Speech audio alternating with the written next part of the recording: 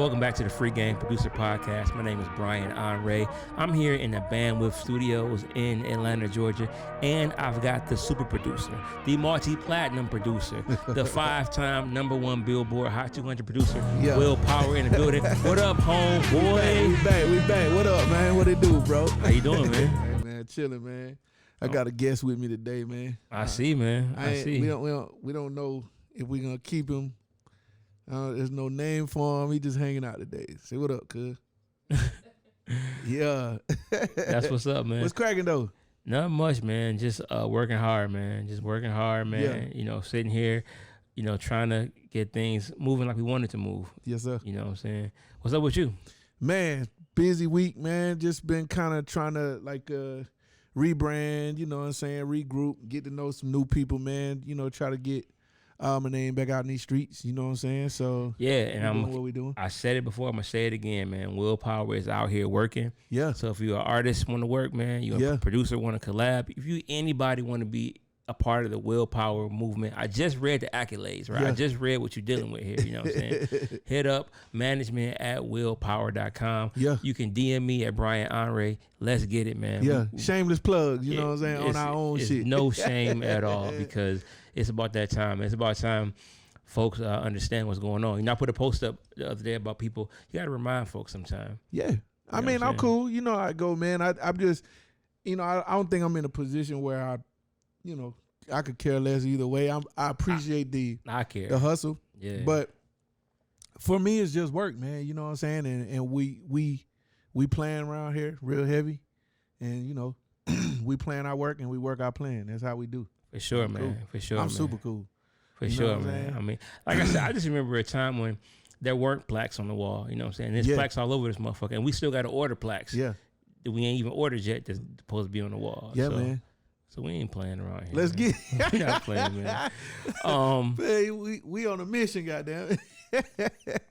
Real quick, man. Not a whole lot of new music came out. I know the Nicki Minaj, Coi Leray joint came out. Collabo? Yeah, a few singles came out, but no real projects came out current. But there is some OG projects. Cypress Hill got a whole project out, produced by Black Milk. Shout out Detroit, man. Dope producer from Detroit, man. Whole project called Back to Black. And posthumously, Phife Dawg from A Tribe Called Quest got a posthumous album that came out with beats by Jay Dilla, Knots, Knife Wonder, man. So go check that out, man. Those are new music that came out. Yeah. One thing I thought was kind of funny, man, was Pusha T did a diss song for Arby's commercial.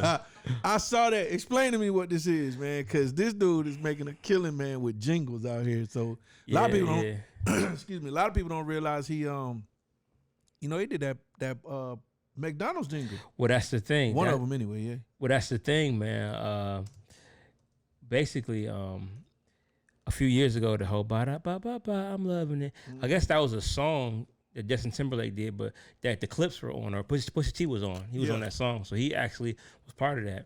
And I guess it was like a one-time payment or something like that. He didn't really get residuals off of it. Yeah. But he played a part in that song coming out. Right. So he kind of like, I guess, felt the way about it. Yeah. You know what I'm saying? So fast forward, Arby's had that commercial, "We have the meats," right? Dun, dun, dun. That's a Pusha T song. What? Yeah. So Pusha T, got paid off that as well. Yeah. You know what I'm saying? So now I guess he Team Arby's now, and he had a whole diss track. Basically, Arby's got a new fish sandwich out, right? Stop. Arby's got a new fish sandwich out, right? And they're like dissing the McDonald's fish fillet. Horrible. And listen, as far as hip hop disses go, this is a dope ass. It's a good diss record. It's like by like hip hop lyrical standards, he dissed the fuck out of this McDonald's fish fillet sandwich. God, bro, that's cool. And he kind of like, I gave y'all I started y'all, I made y'all hot with the I'm loving it. Now I'm about to destroy y'all. And this is a pretty dope track, man. I gotta check it out. That's crazy. Yeah, as a matter of fact, I'm on my diet, but I was ready to go to Arby's to try this fish sandwich. You know what I'm saying? Because the commercial for it, they showing the fish sandwiches and comparing them, and Arby's shit do look like it's better. You know what I'm saying? And he dissing the heck out of it, man. So I'm trying to see who produced that song, man. But it's a dope a dope diss song. If you heard it, man, let me know. You know what I'm saying? In the What was we talking about earlier, man? Before we jumped on air, we said we was gonna talk about it again. Today? Yeah, you and I, we was talking about something, man. We was like, we gonna speak on that. I should have wrote it down in the notes. It was Kanye not being there to perform at the Grammys. Oh, it's on here. I got it. Yeah, okay, cool. I got it. That was my next, since you just transitioned into it. So apparently Kanye West was removed. You know, he's nominated for Album of the Year and Rap Album of the Year for Donda album. Yeah. Dope album. Yeah. But apparently, like, he's supposed to perform as well, but because of his erratic behavior. Now the Grammys haven't came out and made an official statement, but Kanye's people have already said they told him not to come. Yeah. He can't come. So he's basically been removed from the Grammys. Now, I don't know how I feel about that, but I do know I've publicly said I'm not a fan of his online behavior with towards like the mother of his child, and I'm not even saying he's wrong or right in the disputes. I just don't think how he's handling it is right. You know what I'm saying? I think that, like, when you talk shit about people and bully people, I mean, all bets are off. Yeah, and I think he got the right one because you ain't gonna bully no street nigga. You know, you gonna bully little weak, quote unquote. I say quote unquote weak Pete Davidson. Yeah, seemingly weak Pete Davidson. Yeah, you ain't gonna do that to no real nigga, man. Like, because this might be some problems. So I just don't like his behavior. You saw what Soulja Boy tapped in. Yeah, like, and I don't like how. And y'all know I love Game. Game my favorite rapper, man, in the world. I love Game, man. And if you out here, Game, you the best rapper, man, going in my generation. Troll king though. Yeah, but I just don't like how everybody's just jumping in. Yeah. You know what I'm saying? Like, it's all good. I don't know. But anyway, man. I don't know how I feel about him being removed from the Grammys though. Because I mean, like, I don't know. It's just kind of.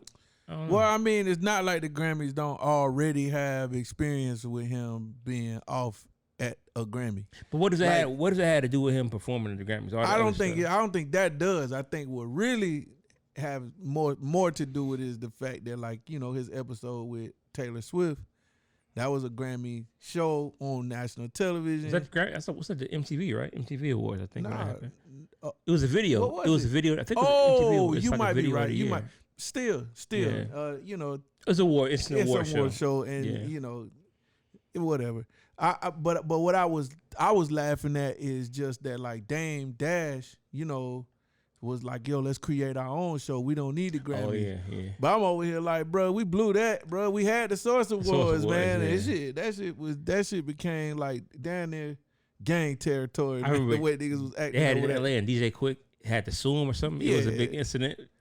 They had all kind of fights and Suge Knight and all that stuff. Bro, like, I mean, so many classic, like, beef moments happen. I mean, that was where, you know, that's where Outkast, you know, they claim the South got something to say. Like, it's all, like, it was it's great for history, but at the end of the day. The Vibe Awards, like, Dr. Dre getting attacked at the Vibe Awards. You know what I'm saying? Nah, the Grammys, I mean, you know what I'm saying? There's a huge difference between what that looks like. Yeah, and what a hip hop event would look like. So, you know, it's whatever.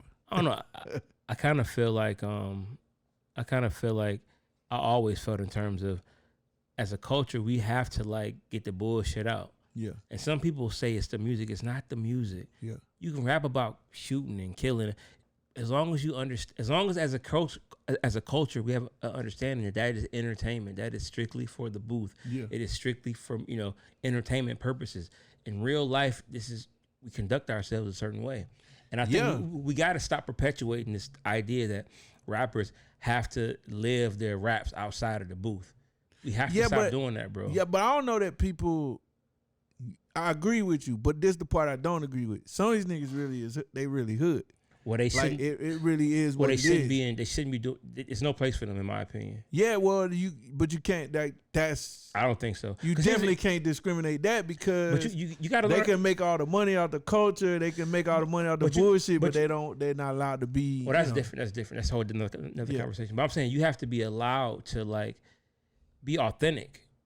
Keep your authenticity. Don't get it twisted. The fact that you're from the streets and you may have lived that life before, and you are talented enough to put it in music form, is great. That's the best artist. Yeah, but that's sort of artist. But you have to understand, like, you got, if you want to be in the music, if you want to come in our circle, you have to know how to transition. Yeah, but, like, okay, so I hear you on the gangster shit. But that same shit applies to Kanye West, who, like you just saying that you don't know if it's fair that he shouldn't be there, but he's the same. To me, it's the same thing. It's we don't know how you gonna act, so that's the reason why we don't want your ass on the TV show. Sort of, but in my opinion, when have you seen Kanye West swing on somebody or attack somebody? I ain't talking about swinging. I'm just talking about in general, like that. All like this to stuff me, is just it's yeah, just like verbal. yeah, but I did watch him like walk on stage, man, and and disrespect the person at one of their highest moments. Yeah, and just be whatever he was, and not give a fuck how nobody felt about it.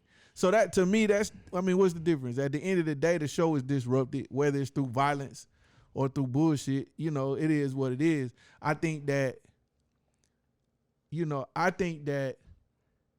it is what it is. Like, I think if you're gonna include gangster music or gangster energy and shit, you also have to be prepared for them to show up when it's time for whatever it is. See, you know what I'm saying? Yeah, from a practical standpoint, yeah, you have to be aware of that. But I think we gotta go a bit deeper and just cut that shit out, bro. Like when they were making The Godfather or Scarface or King of New York, like they wasn't worried about Al Pacino. Okay. After so filming, let me ask this question: going and killing niggas. So is this ordering hits on? Is this the older, mature Brian speaking on this? I said this in 2016 when we were recording. No, I'm not. Even then, is that the mature? Because you gotta remember, bro. Like the reason this shit is still even relevant is because this is what the young people want. Like the young people are listening to this reckless shit and the wild and shit. And that's the thing. I'm 42, bro, and it's like a lot of our favorite OG rappers are in their late 30s and 40s. They should be the ones setting the example. I get it, man. They gotta. They're the gatekeepers in a sense. You know what I'm saying? You can argue it's no gatekeepers, but you know what I'm saying? In a sense, they're the ones that are like the OGs. They acting the fool. Yeah. They acting the motherfucking fool. And it's crazy. Like they ought to be the ones that are like that. Yeah, I don't think it's an age limit. I don't think it's no limit to it. I think it's whoever is what they are, that's what they're gonna be, whether we invite them to a major show or not, it doesn't matter. I'm saying, but like if let's say Tupac, for instance, who he was at the top of the culture during his era, but he was certainly with the bullshit. And rest in peace, he's no longer with us no more. You know what I'm saying? And maybe if somebody would have instituted, if we had, because back in the 90s, the term was he a studio gangster. Remember that? He a studio gangster. You know what I'm saying? And everybody, that was such bullshit, bro. You're supposed to be a gangster in the studio. You're supposed to make the best records. When you leave the studio, you're supposed to like conduct yourself in a way. I don't know, bro. I'm gonna tell you this, man. And if we gonna blame anybody, we gotta blame them all, because hip hop doesn't give you a rule book. Like, you're influencing younger people with what you're talking about and what you're doing, no question. So, but we gotta tell them it's just music. But you can't though. Like, that's almost. You can. You can't. This is just music. This is music. This is not.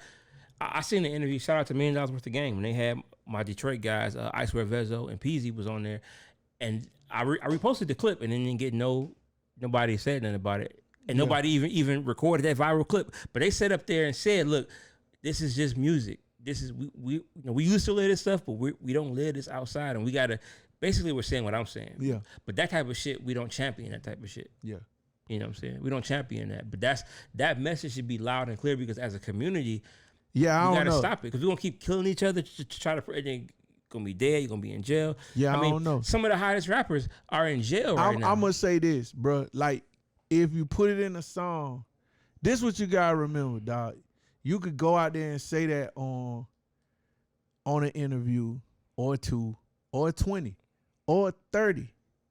Still don't mean nothing to a kid who didn't see the interview. Because if the kid is listening to the music every day. That's what I'm saying. We have to start a movement. We have to like make it a thing. Yeah. Where this is entertainment, bro. We can't keep losing people. And we just interviewed Will the Fool. He had a dope record with King Von. We talked about King Von. This shit is senseless. It's senseless and it's self-inflicted.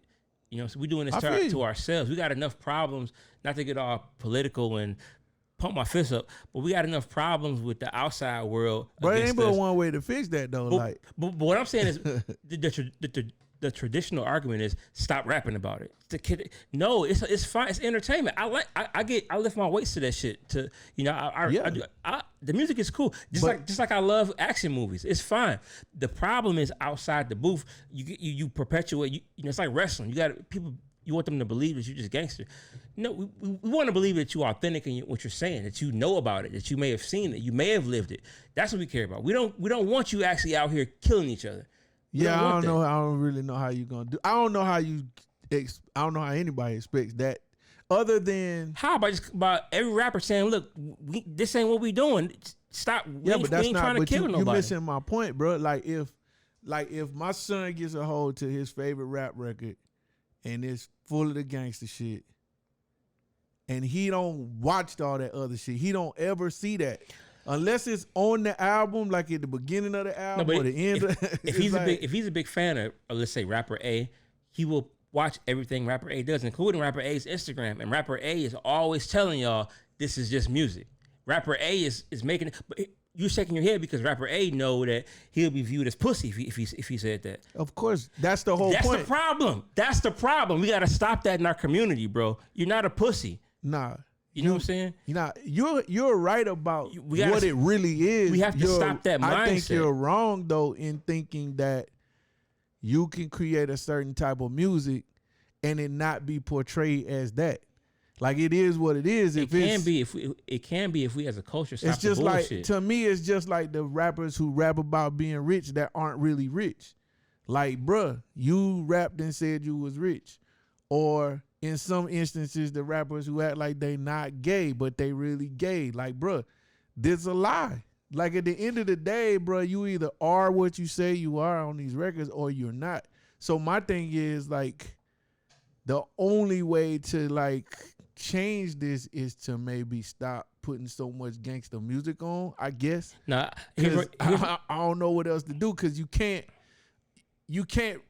retract, bro. Like, that's just not how life works. Like, man, NWA, man, and I'm just doing some throwback shit, but sure, like, them niggas, bro, it took them niggas being in down there kid movies and being grown ass 50-year-old men before people started to realize that there was some bullshit. But what you gotta understand, though, Will, I don't think your examples are practical, because being rich, and being rich, you know what I'm saying, and being gay, you can do that and be fine. You can be gangster and do that too. No, you can't. You cannot be an active gangster and survive. You're gonna get killed like a lot of rappers are, and you're gonna be in jail like a lot of rappers are. So what we saying? Like, either you're an active gangster or you're acting. And if you're acting, then you don't need to be rapping about it. Why not?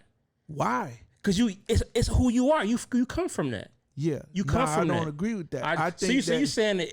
You saying that if you rap about it, you got to do it, bro. I'm saying that you got to be active in that life. No, what I'm saying is, yes, if that's ridiculous, bro. You think it's ridiculous. So you think that people are signing up? It's not practical, bro. They're gonna die, bro. They're already dying. That's the point. That's the point. But that's by choice, bro. You can't go out in the streets and tell people that I'm a gangster and never think that nobody's gonna try to check you on your gangster. I'm sorry, like, there's no way around it, bro. Even the NWA niggas, bro, them niggas got challenged and checked all the way through their career. That's why you, as a citizen, me and you, we gotta protect ourselves when we leave out the building. We gotta, and right. And at that level, you got security, you got measures, you got security, you got measures, you got shit in place for that. Yeah, but you can't. What I'm saying, but you don't gotta walk around talking about you acting like, oh, you talk shit about me, I'm gonna blow your head up. Like, that's not practical. To me, what's not practical? You're gonna go to jail and you're gonna die. This is what I would tell any or somebody around you is gonna get killed. I hear you, bro. But let me tell you, bro, I don't agree. The reason I don't agree because I'm like, bro, if you don't want to be perceived as a rapper as a gangster or a killer, then don't rap about it. I don't care if it's around you. I don't care if that's not you. That's bullshit. No. What I'm saying is authenticity is important. If you just totally was in a Mickey Mouse Club all your life, and all of a sudden but if you're authentic, maybe you used to live it. That's all I'm talking about. Like 50 Cent, we loved him because we knew that nigga was authentic. He got shot, but it's like if he was to go around and like, what we talking about, B? Because perpetuate that, bro. Even today, 50 can't go in certain hoods. Even rich as he is, the shit that he been through, the shit he did. Well, it's smart. That's just a smart. It's not smart. It's gangster. It's street shit. It's like, bro, there's still some street niggas who want to. So Willpower thinks that if you're a gangster, you should still be a gangster. I think that if you're a gangster, ridiculous. you shouldn't if you decide to rap about being a gangster, bro, we almost just waiting for some gangster shit to happen. That's the way I look at it. Or don't rap about it. Like, bro, if you can rap, you don't have to rap about gangster shit. You could be a gangster and not rap about your gangster shit. You could, but you also if you're from that environment, maybe you were around it, or you right. used to do it and you're good at it. You should be free to rap about whatever you want to rap about. So your theory is say it on a record, but go preach that it ain't real. Like I don't really live like this. Don't do this. Yes. Nah. Who gonna do that, bro? If enough people did it, hey, for the record, I disagree 100% with Willpower.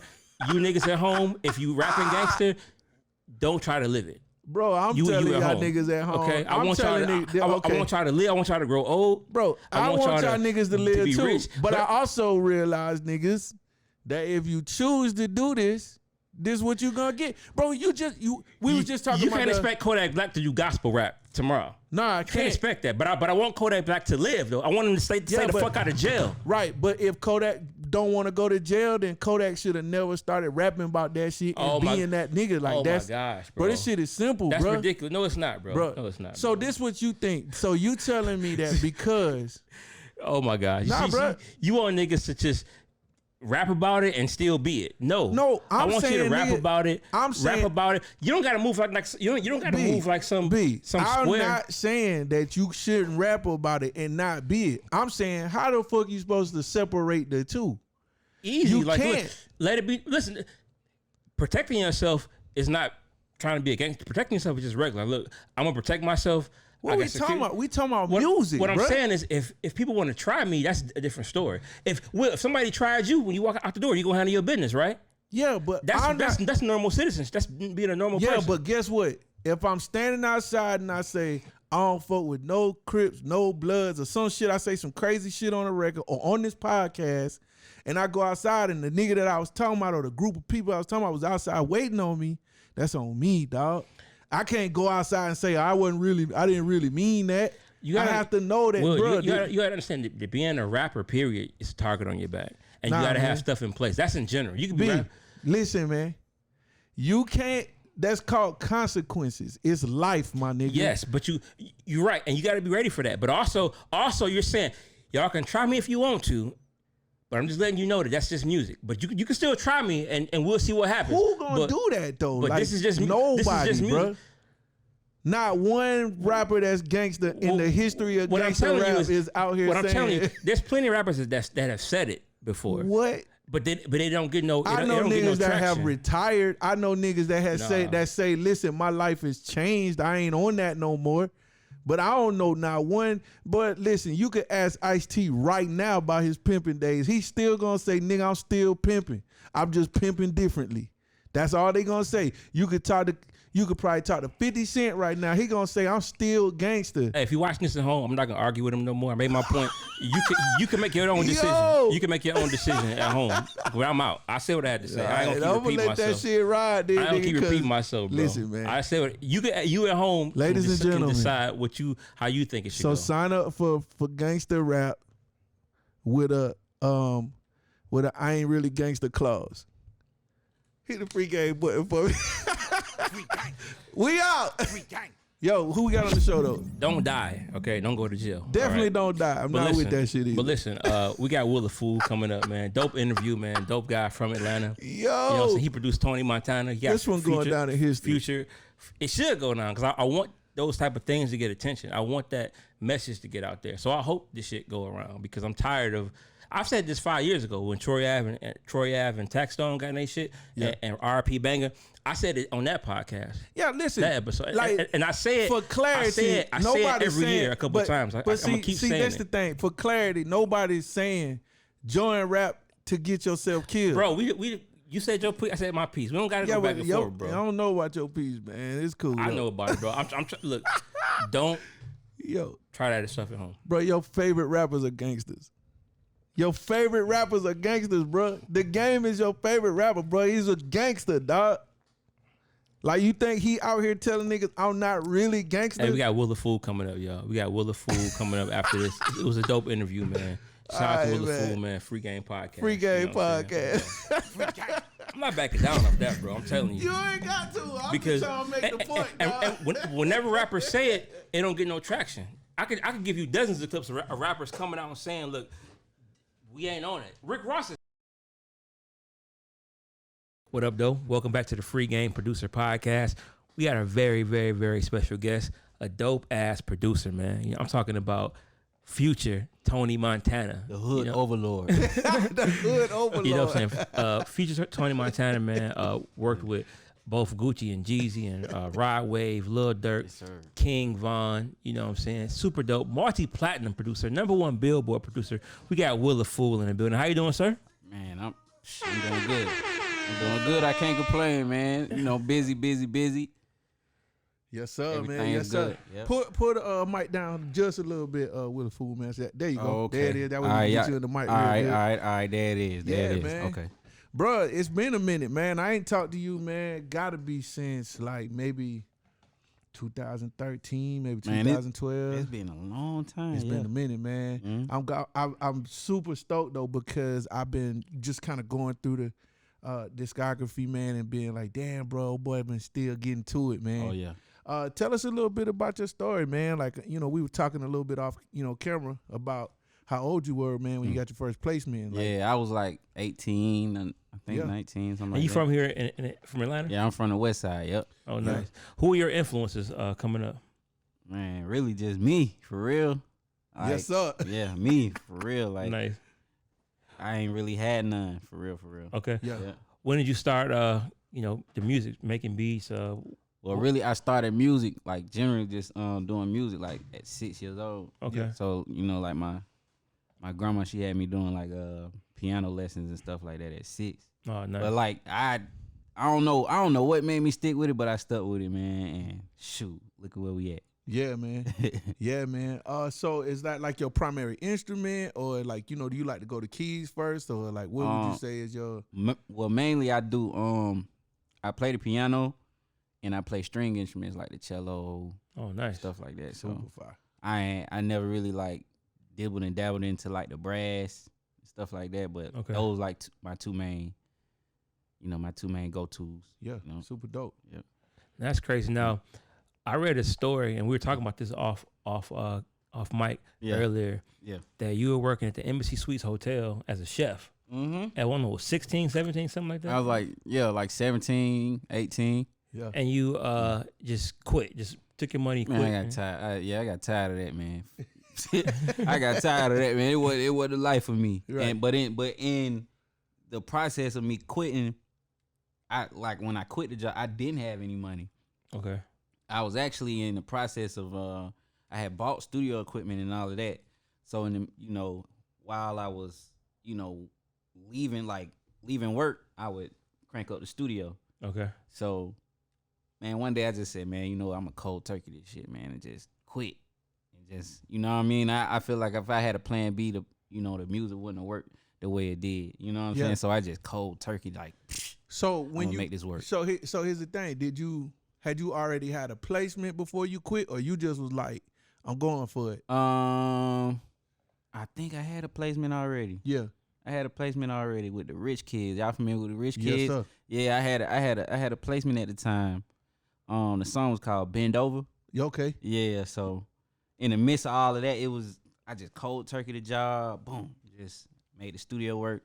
And in the midst of me doing that, like the studio stuff, word of mouth was getting around, because at the time it wasn't a lot of producers, and you could actually go record at their house at the time. So now you got everybody with a MacBook. They can crank up. Right. You could crank up, boom, right here at McDonald's if you want to, and record. Yeah. So now it's just more saturated. It's more producers, and they have more access to somebody to record now. But at the time it wasn't that many. That's right. What saying? I'm saying? So, yeah. So like the word was getting around, like, I got everybody pulling up to the crib now. Yeah. You know what I mean? So that's fine, man. Yeah. Now, everybody pulling up to the crib, like, shoot, you name it, Rocco, Future, Big Bank Black, Alley Boy, they all pulling up to the house. Like Bank would pull up and come get a CD.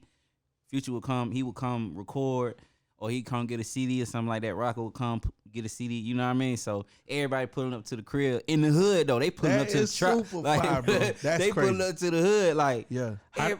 How did these relationships even start though with Futures and the Roccos and these folks? Man, okay, y'all familiar with Johnny Cinco? Yup. Okay, we had a song. It was bubbling in the hood, in the city called "Ask Your Hoe About Me." Mm-hmm. Okay, it was an underground, like it was a street anthem at the time.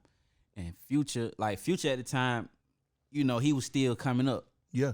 But Johnny Cinco, he put me on to. He like, man, I gotta get this dude Future on. He like, you know, Future. I'm like, hell no, who that is, right? Right. He like, man, don't worry about it. You know, I'm gonna have him pull up to the crib. So he came to the crib. First, before he came to the crib, he heard the song. Cinco sent him the song. He like, all right, I gotta get on there. Yeah. Wherever I gotta come record, I'm coming. So he pull up to the house, record the verse. He like, bro, I need some of that heat you got. Yeah. Boom, that was it. Right in. That was it. So he pull up to the crib, come get a CD, or I pull up to the studio. You know. That's fucking crazy. Yeah, bro. that's crazy. Like he would come to the crib. Like it wasn't no other way to, you know. Because at the time he was still coming up. Like at the time, he wasn't the Future we know now. Right. You know what I'm saying? He was still getting it out the mud, just like I was. Yes, sir. So he would pull up to the crib. Him and his brother, they would pull up to the crib, come get a CD. Or he be like, man, come to 11th Street, drop out a CD, come bring some beats. Yeah. You know, so that's pretty much how our relationship started.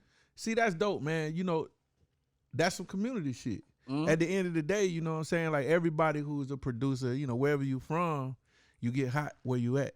You know what I mean? So I think very seldom do we get producers to come on the show that are actually from the A and actually came up out the hood with the rappers that were coming up at the time too. So this is a really unique story, but it's one of the most real ones because this is the story that almost everybody in every hood has to, you know, has. Man, yeah. So like, cause my story is real similar. Like I was in my neighborhood and I got hot in my neighborhood first before people ever knew what I was capable of doing. I was just doing all the work with all the rappers in the hood. Right. So, but you know, Future's like one of the biggest rap stars in the world now. So people forget that, you know what I'm saying, he was a local rapper at some point. Yeah.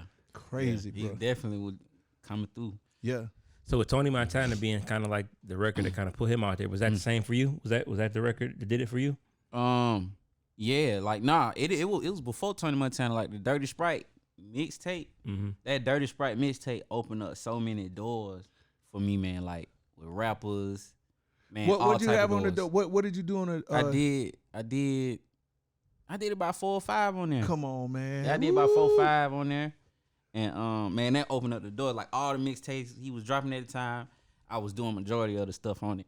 So yeah. Man, it opened up a lot of doors. All right. So just for the sake of conversation, was there any business done on this, or was this just I'm trying to get on, you trying to get on, let's make some music? In the process,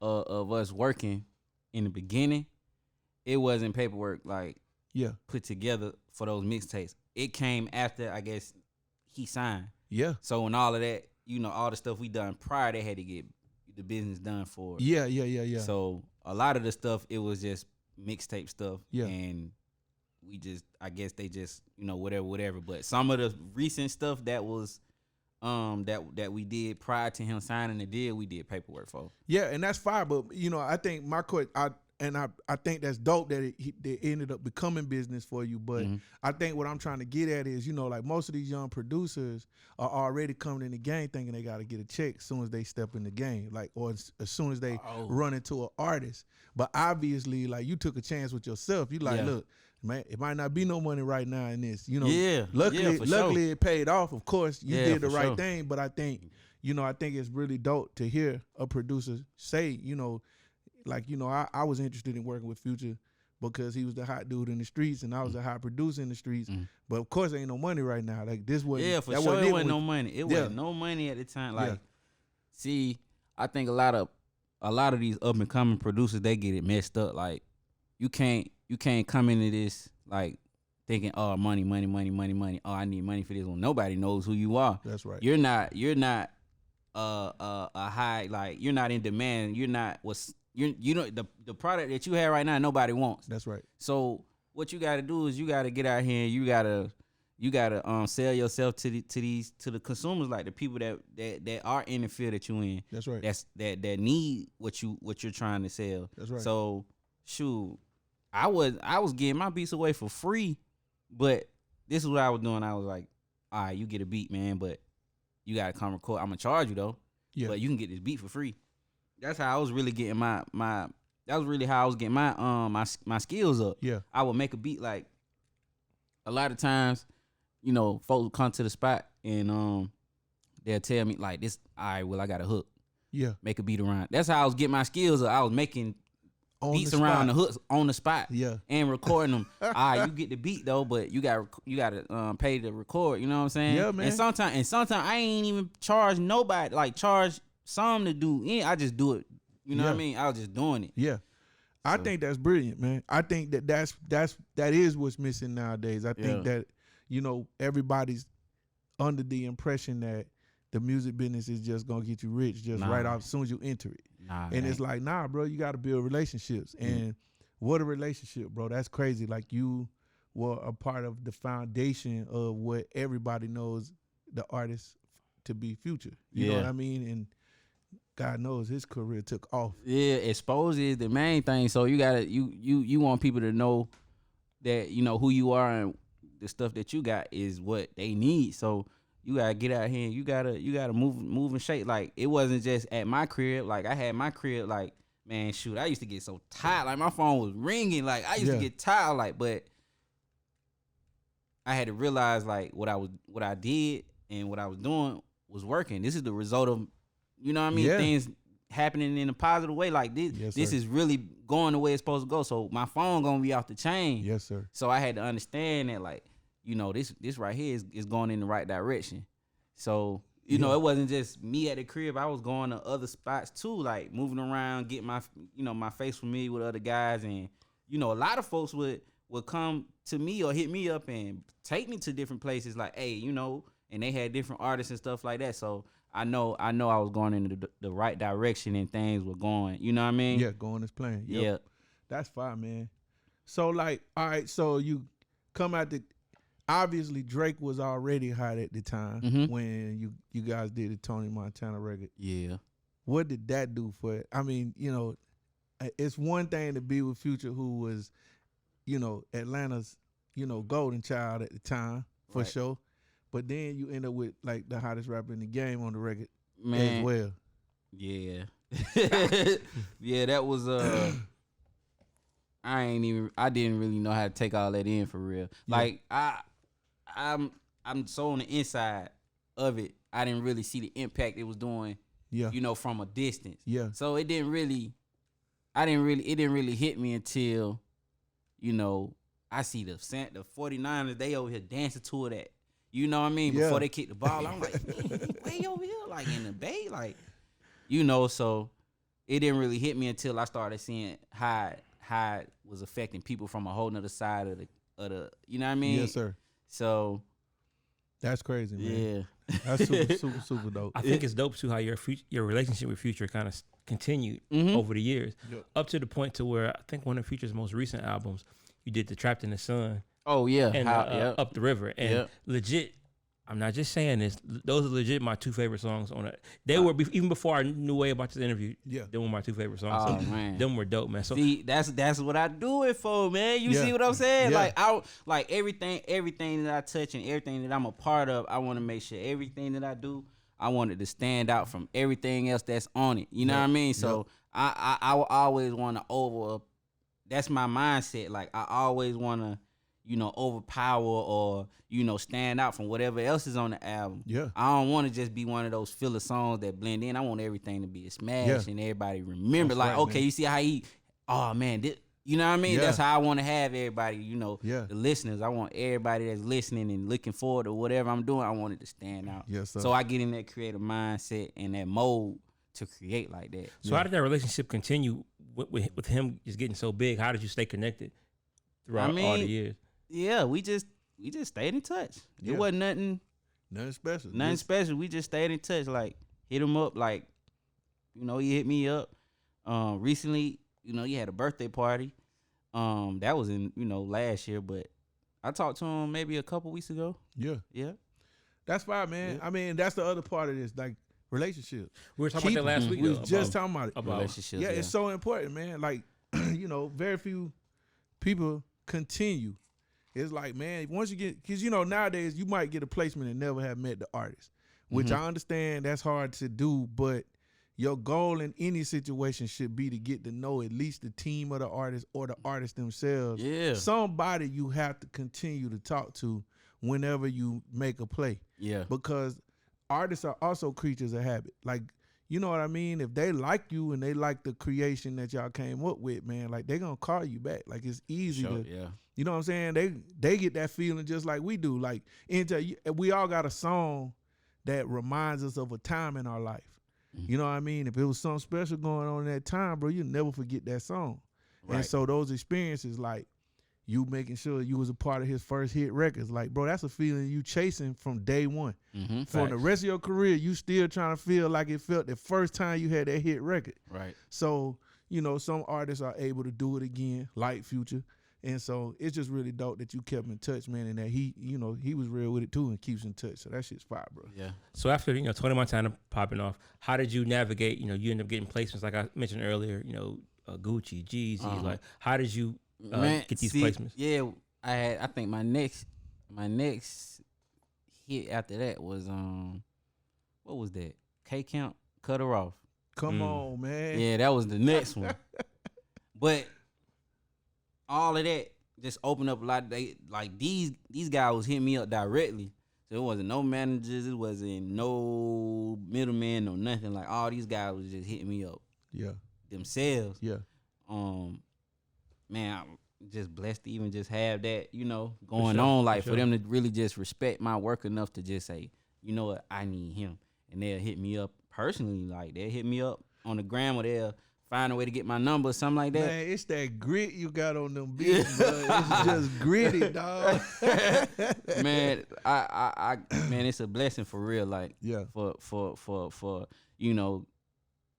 I say, like you said, influence, like people that influence, like Jeezy, Gucci, like them guys, like I get all their mixtapes. Like, me and my brother, we would go down to Underground. It was Underground Atlanta at the time. Yes, sir. They would have like the mixtapes and stuff like that. Yep.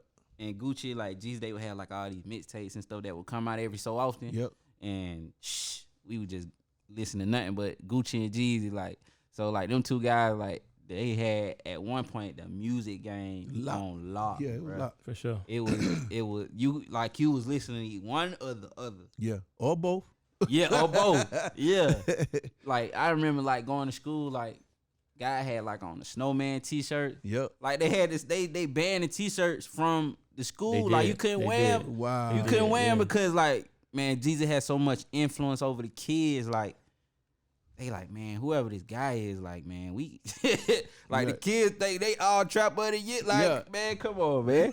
Come on, man. So how'd you end up getting those placements? I remember not too long after Gucci got out of jail, he had the Woptober record. Before Gucci went to prison, he hit me up. He man, it's a crazy story. I don't even know if I said this in the interview, bro. This man, it was so crazy. Like, he hit me on Twitter. Yeah. So he like, Will, pull up to the studio. I'm like, all right, cool. I sent my number to him. I'm like, all right, bet, hit me. Yeah. He wouldn't hit my phone. Like, he wouldn't text my phone. He was just hitting me on Twitter. He like, nah. He like, nah. I sent my phone and he like, nah, just come to this address. So I was like, is this really him? I was like, is this really him, man? Because I see the blue check and all that. I'm like, somebody hacked his page or something, right? So, man, I just went for it, bro. I just said, he sent me the address. I go over there, right? I go over there. He like, come through the gate. I'm like, what gate? I'm out front. It's a gate though, but I don't know if it's the right gate. So he say, watch. He hit the thing. The gate open. I'm like, oh man, what? Okay, I'm going in the gate. He like, you got an engineer? all this is on Twitter now. I ain't on no phone. I ain't on no phone, right? So I get in the gate. I get out the car, go through the gate. He like come to the back. I'm like, man, come on. Okay, I'm a hood. You can't, you know what I mean? I'm already on some. But I'm like, whatever gonna happen. You know what I mean? So he at the top. He had like at the top of it's like some stairs you have to go up in the back. Yeah. And he at the top. He like, what's up, Will? But he got a thing in his hand. This hand, he got strapped around. I'm like, man, this man is crazy, man. I'm like, this man is crazy. He like, come up, but. Like, okay, now if you see a man with two straps in his hand like this, he like, come on. I'm like, come on. I'm like, man, I ain't got no choice. I ain't got no choice. But yeah, I go in there. Crazy. He man, he had like all this nice liquor and stuff, you know, food and everything, like fridges and stuff. Like he had like all the nice liquor and stuff, like clothes and stuff. He like, man. He like, well, whatever you want, man. You could just get it. You can get whatever you want. You know, food, liquor, you know. So I hear somebody making beats in one room because it's like 3 rooms. Yeah. So I'm like, damn. I'm like, who that making beats over there in the room? He like, oh, that's C-Note. Yes, C-Note. He like, oh, that's C-Note over there. C-Note done making Friend of the beats show. in there. Yeah. C-Note making beats in there. C-Note probably remember this story, man. But I walk in there. I'm like, oh, shoot, what's up, bro? What's up? He like, man, what's going on? So Gucci like, man, he like, come over in this room right here. We gonna leave him alone. So we go in the next room, and he said, man, call your engineer. And I called my boy Keith Dawson. I'm gonna get in touch with him for you. Like, Keith Dawson, dope engineer. There it is. And I called Keith, and he can elaborate more on the story because it's crazy, man. He pull right up. He like, I'm on the way. Shoot, I'm on the way. And he pull up. Man, Gucci, he reached in his pocket. I don't know if he reached in his pocket or something. Out of nowhere, he just had this wild load of money, right? Yeah. He like, here. He said, here, your engineer. He said, when he come, I'm gonna get him some too. I'm like, what the fuck? I'm like, what the fuck is going on, right? I'm like, this got to be a dream, right? I'm like, what the fuck is going on? Like, what the hell? Like, he's here. He said, your engineer come. All right. He pull up, get him some money too. He said, so he said, pull the beats up. So I pull up. Man, look, I kid you not. I play one beat. He listened to it. Now, you know, it's like a few bars before the beat drop. Yeah. So you listen to it, beat drop. One time. Boom. Pull it up. So I'm looking at Keith like, you know what I mean? Pull that bitch up, bro. Pull it up.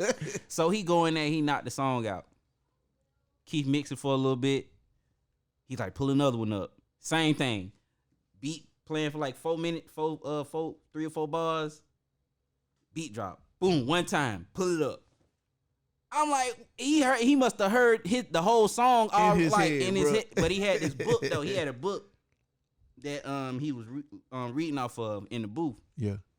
We did 2 songs, and he said he gave me some money and he like, come back tomorrow. He said, tomorrow, I'm gonna be here tomorrow and I'm gonna give you some more money.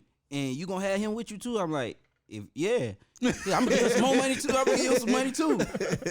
I'm like, man, I'm like, shoot, I walk out of there, I got, you know, some bread. You know what I mean? Yeah. Keep like, you know, he got some bread too. So the next day he went to jail.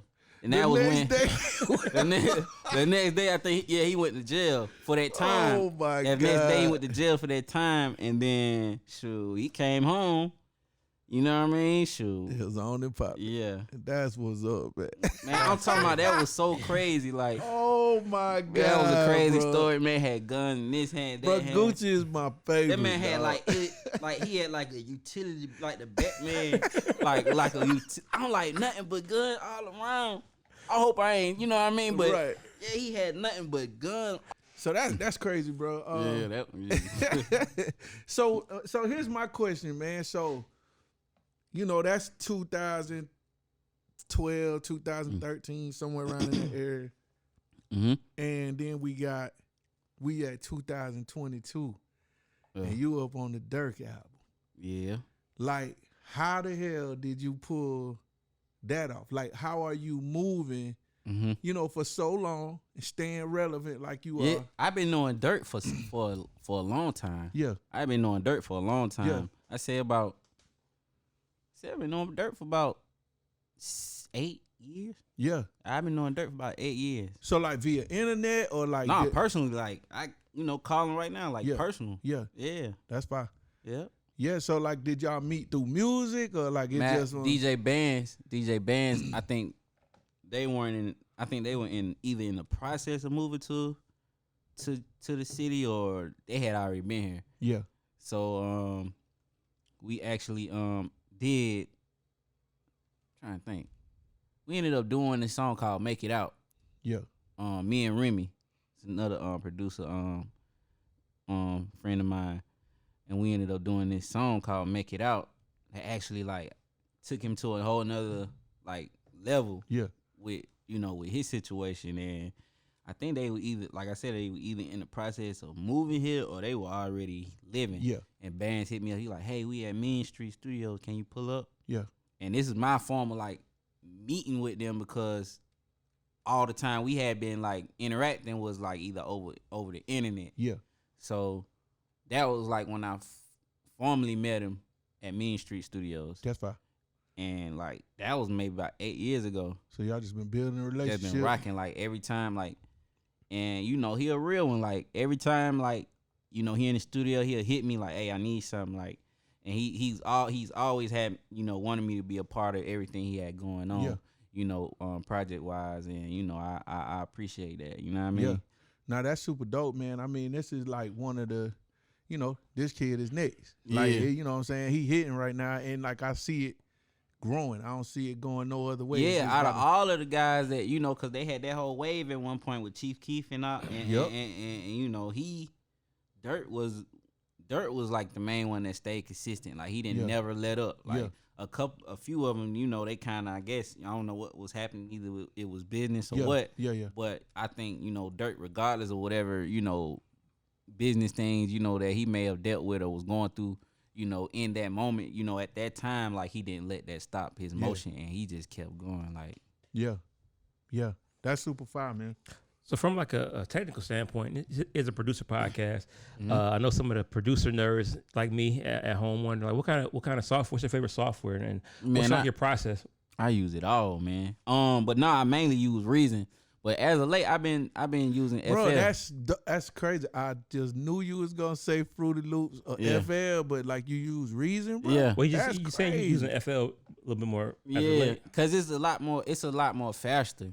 It's a lot more faster, and you can like manipulate the drums and do a lot of stuff with the drums a lot faster on FL. Yeah, because like I have to crank out so much, because I don't like at a certain like point, if I don't make enough, I won't have any tracks to give anybody because they keep calling. Yeah, so it's like I gotta be able to have something that's gonna make me crank them out a lot faster. Yeah. So in Reasons have their they got their own sound banks. You can't use these in other like things except for Reason unless you doing some rewiring or something like that. But Reasons have their own sound banks that you can't open up solely in anywhere, any other program, because the other programs they use like VSTs and stuff like that. Now Reason uses VSTs when they start, maybe some years ago, a couple years ago. Yeah. But Reason, that's the unique thing about Reason, and a lot of producers would hit me up and they would ask, where you get your sounds from. Yeah, you can't really, Reasons, because you can't use them in FL or anything else. Yeah. So that's dope, man. Cause I got a couple friends that use it. I'm familiar with it. I've used it and I liked it, but I had issues with the workflow. Once you get used to kind of doing something on something else, 'cause I'm on Ableton, so I kind of move a certain way, and then like you said, the rewiring, all that kind of stuff. All that stuff is like too much going on. Yeah, you want to be able to like in your creative mode. You don't want anything that's going to hinder the creativity, because you might play something and then okay, I hear something else, but I got to do all this and do all that. It's going to kind of like dull the moment, and you may not want to finish what you started. Yeah, I'm about to get FL too. That's the only one. I'm good on Logic. I'm good on Reason. I'm good on Ableton. I'm good on I forget one other. Studio One. Nah, That's not Studio good, One. It's the oldest one. Cakewalk. Nah, huh? I forgot the name of the shit, y'all. I'm fucking up. I'm drawing a blank. Yeah, I'm drawing a blank here, man. But yeah. So FL is the one I want to conquer next. I ain't never really jumped on it, but I'm definitely gonna try it. But now I noticed you put out an album, The Aftermath. Yeah, That's long ago. Cubase. Cubase. Yeah, I'm Okay. over here tripping, bro. My bad. Yeah, I knew it would come to me. Man. So The Aftermath, it was a dope project. Are you gonna put out any more of your own stuff? Yeah, I'm gonna start cause man, I really get so caught up in producing. Yeah. I was rap too. Before I was really getting into the production, I was writing. Yeah. So I'm really gonna get more into it, man. Cause I got a lot of these artists. I can get features, videos, all that. So Yeah. it ain't gonna be nothing to really just pop off on that side. You know what I mean? And we're talking about you navigating through the industry. Mm-hmm. Do you have a management? Do you manage yourself? No manager. Okay. I never had a manager. Yeah. Never. So you just do it all on your own? Yeah, I had a mentor. He passed away in January. Rest in peace. Yeah, Mr. Willie Hunter, rest in peace, man. I met him when I was 18 years old. Yeah. And my brother's partner Jeff, he was talking, he was talking so much about him and his knowledge and about the music industry and stuff like that. Mm-hmm. And I just had to meet him. And we ended up meeting and I had $10 to my name, man. I had $10 to my name. I had nobody. Yeah. And I was like, look, whatever I gotta, do to learn the game, I got all I got is $10. He's like, give it to me. He said, give it to me. And I gave him the money. And he taught me the game, the publishing game, the ins and outs. And $10, bro. It was a principle, though, right? Because at the time, I'm like, ain't you gonna take my money? You gonna invest in yourself. All the money I got. Yeah, bro. It's all the. I said, man, all I got is $10. And he said, give it to me. But what he was gonna teach me was worth way more than that. Yeah, it's priceless. I get it. But I love it. That's some OG shit right there. Yeah, he's still alive today, man. He take my last, bro. Yeah. Because he had so much knowledge to give and empower. That's what he was all about, uplifting us as a whole. Yeah. And I learned so much. You know what I mean? Yeah. Business wise, and that's why I became so much of a good businessman to this day, and didn't really have to have anybody lingering over me. Because he taught me. Yeah, he taught me so much. So yeah. So do you think you will never want management? Yeah, at a certain point to where it's out of my control. Yeah, because I when I see somebody like you, and this is no suggestion, I just think that you're so connected, your name is good in circles. It's would management help you when as far as speaking on you in places that you might not know you need to be spoke, know, because that's really, for me, that's what management does for me. It's just my goal with them is to just make sure they're working me when I'm not working myself. Right. You know what I mean? So right. It's just having other spokespersons somewhere else doing stuff for you. Because I wanted to be to a point where like you said, being in those places that you solely can't. Yeah. Aren't just at that point in your right. Because for instance, it's good that you got those relationships, but I know cats who have done records with people, and once that person blow up, they don't call you back. You can't catch up with them. You don't know what it is, but and so you don't always have that ability to be the person in between you and the money. Mm-hmm. You know what I mean? And sometimes I just wonder, and if it works for you, it's fine. I think that, the way you're doing it is obviously working. I mean, you're a great relationship guy, it seems like, but I just wonder, if do you see a manager in your future? Yeah, cause it really, I want if it's gonna be a manager, it's gotta be somebody that can bring something bring something to me that I can't just do. That's right. You know what I mean? Cause like I said, it's just a blessing to just have all these guys hit me personally. That's like right. Rod Wave, like these guys hit me personally. That's right. Like, so, like if what you're providing or willing to help me with, if it's not gonna elevate me time 10, like then it ain't worth it. It ain't. I don't see it being Nah, that's smart, bro. That's real smart. Yes, sir. So what's next for Willafoo? Anything you can talk about? Man, I can't right now. Yeah, man. I get it. We get it. But now I got. I'm working on OMBPZ's project right now. Yeah. Yeah, we've been locked in. We got a few solid records. Yeah, he was on your album too, wasn't he? Yeah, Okay, yeah. dope. That's dope. Yeah, he's working on the album right now, man. He dope. Like, So, who you watching? Who's next? Who you think is next, man? Man, I actually got 2 guys I'm working with right now. I got a guy named Flight. He's from Griffin. Mm-hmm. He's dope. I'm getting a couple features done for him at the moment. Yeah, we about to go crazy. Flight from Griffin. I've been kind of watching, like when I think about regions, you know what I'm saying? Mm-hmm. I've been watching Detroit real hard. Detroit, oh yeah, for sure. The niggas in Detroit. Icewear Vazo, they going crazy. RMC Mike, Yeah. Babyface Ray, Yeah. yeah, 42 Doug, yeah, all of them. Yeah. All going crazy. Yeah. Actually, me and Chop, we cut a record with Doug and Vaughn before he passed. Yeah. But I don't know if what's gonna happen with it. But yeah, that record was dope though. Doug, gonna put that record out. Yeah, bro. he need to That go shit- ahead and do it. Yeah. That's fine, man.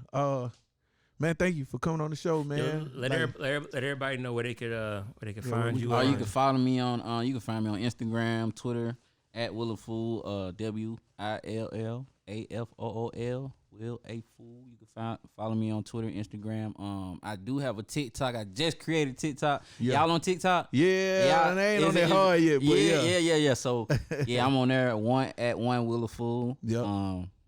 And there it is. Go crazy, man. Listen, bro, I appreciate you coming on the show, man. This is a great interview, man. I wish you much success. I know you're going to kill it, man. And, we also need to collab sometime. Oh, yeah, soon, for you know sure. What I'm saying? Get in here and go crazy. I think we should go after these Detroit niggas together, man. Let's see what happens. Yeah, we can do it. I'm in favor. That's my hometown, Detroit. So I'm in favor. We can do it. What up, though? Yeah, we can do it. Vazo, he need the heat right now. Yeah, man. Yeah. All right, man. Well, shit, bro. We'll revisit this, man, and bring you back on. And I know it's something gonna be hot in the next year or two. So, yeah, we're gonna be in touch. Man, hey, man, I appreciate you having me. Yes, sir. Free game. Let's get it. Oh, that was dope, man.